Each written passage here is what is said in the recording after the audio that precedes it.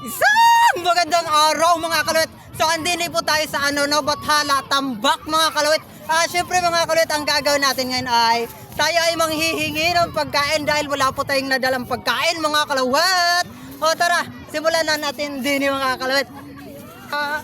Pwede ba ka manghingi ng pagkain? Red horse gusto mo? Red horse? Isang lang, ganun lang. Isang shot. So red horse mga kalawit ay para malalasing ako hanggang dulo mga kalawit, no? Ano mga kalawit o kalawit lang? Boylawit TV. Boy Lawit TV. Ako ay vlog din dyan sa bayan. May TikTok ka din. Mayroon po, Boylawit Yun, sa TV. TikTok din. So yun mga kalawit, nakahingi na po ako sa kanila ng pagkain mga kalawit to. Ano nga pong pangalan nyo kuya ate? Reggie po.